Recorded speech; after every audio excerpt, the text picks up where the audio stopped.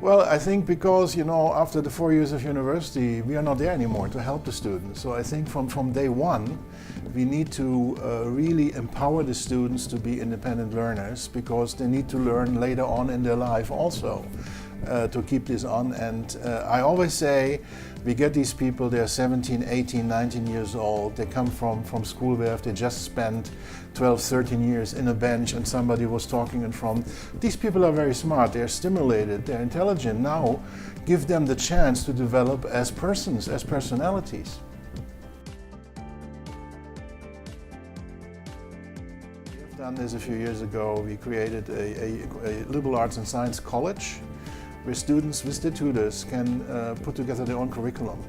Because another thing is when a student is today coming to university, he or she doesn't know probably, I want to be a lawyer, I want to be an engineer, and so on. So we give them the choice also to develop hybrid programs. A student may come in, I'm interested in philosophy and in computer science, so they can combine these courses. And in this liberal arts and science program, there are some core courses that everybody has to take, such as the history, world history, philosophy of science, ethics. And whether you want to become an engineer or a biologist or a business person, you have to take these courses. And this is the trend that we see, that we also in other programs will have this more, I call it holistic integration of different areas and things that are important as a citizen active in society.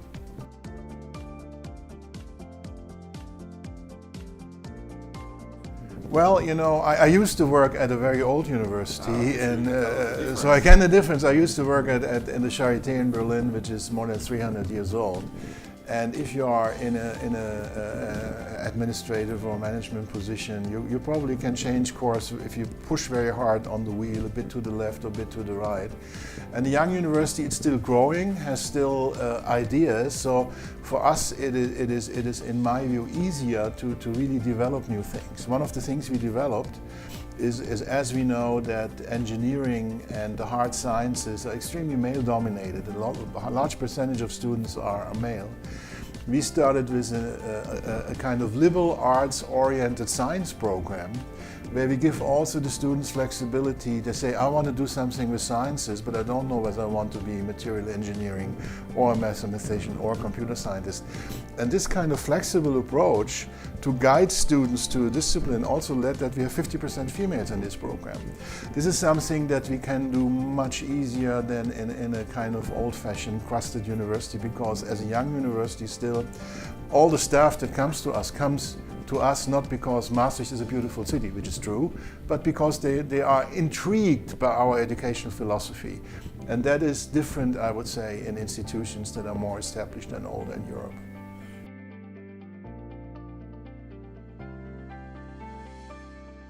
As Maastricht, with our European city, we said we need to really rethink the European university. University is a European invention, if we say like that, and everybody talks about the ideas of Wilhelm von Humboldt. I used to work at the Humboldt University in Berlin, and he has of course had fantastic contributions, but I think he also was developing these ideas in a very centralistic state, with very elitist ideas. His idea of the university was a university only for the elite. I think today, where a lot more students go into university, we have to rethink this concept. So we were triggered by this call, and we said, let's put a group of young universities, one of those universities that, like we are, is more flexible to brainstorm on ideas, and we came up with this idea that higher education today needs to be accessible, it needs to be inclusive, and we coined the sentence, we want to be excellent but not elitist. And that doesn't mean that everybody should go to university, no. I mean, there's also a place for schools of applied science and vocational training, but everybody who should get access to university should have that possibility based on his or her talent, not on the wealth of their parents, or the old boys or girls network that is available. So this was our idea. We are the new kids on the block. We are all universities that are under 50 years. And we throw out this idea to create, in a pilot, an open space where students can really follow in courses wherever they are, and we want to do this in an integrative way. So this was our idea, and there were like 54 applications submitted for university alliances between 5 and 8 universities, and we got the highest score of all. We got 97 out of 100 points. I never got such a high score in a grant, because we really triggered something in Europe that we say, let's rethink education from the educational spirit, from the quality, and from many things. I talked of the ideas that we have in Maastricht, that next to education we also need to provide active citizens for society. So that's what we're doing with this network or alliance. You know, design that we want to have some courses that you can begin your course in Rome, do the next block in Madrid, and then follow it up in Cyprus. And of course you can do it across the university. It's a pilot program, but you know, we design some themes. One is of course Europe, the future of Europe, everything that courses about Europe, the digital society. These are courses that are present in all these universities, sustainability, and also citizen science. So we designed some topics in the beginning to see how this open course can work. And then we will evaluate it after 3 years. So it's a pilot, and the idea is, if a positive evaluation, then a number of university alliances can get also what we call a European statute, that you're not only a national university, but also have a European label.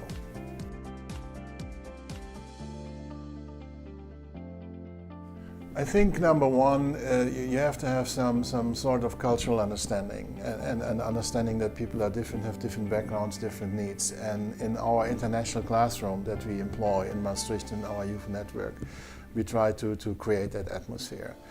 Number two, we need to get rid of the idea of inequality, which is very difficult. It's a long-term process. But if we give our students the tools, for example, with global citizenship, education, where we train them in certain, not only knowledge about these facts, but also about, again, the skills that you need to address this, then you have probably make a good contribution. A lot of our graduates work in NGOs and are active also in the next to their studies in this area. So it's a long-term process, but in the end, I think the solution to populism and nationalism is knowledge.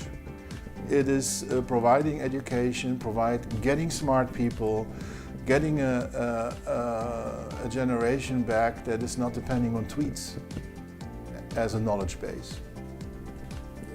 So it's a long-term project, but we call this, you know, the Maastricht generation. These are not students from Maastricht. These are students who are born after 1992. They have never seen Europe without borders. To them, Europe means something else to the people, the 50-plussers who voted for Brexit largely. So we need to build up this new knowledge base, and we need to do it bottom up, and we need to have, of course, it's a long-term perspective. You can't resolve this tomorrow, but you have to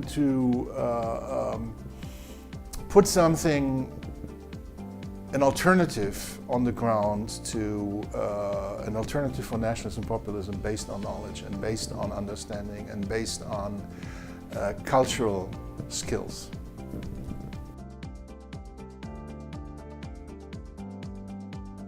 Well, it's very hard to predict the future, as you know, but I think that higher education will have a lot more variety, both for the universities but also for the students. You know, we move away. I mean, we're still living in a system that is campus-based. The students go to universities. It's one-to-one contact. I think, given the fact of technological innovations, of students that are extremely skilled in techniques that their teachers are not, and the possibility to you know, more choose your own and modify your own courses, I think we'll have a more holistic way approaching this. It will be a lot more variety, it will be a mix of technology and classical campus-based orientation. And it probably will also something that educational modules will not be put into a 4-year or 3-year context, but will also probably be spread more towards life. What's the value of a degree? So I think universities, and I think you need to adapt to this and need to be develop into academic communities where all these different aspects can flourish. So it will be a much more complexer task to organize university than now. It's still a one-size kind of system, so we will have more variety.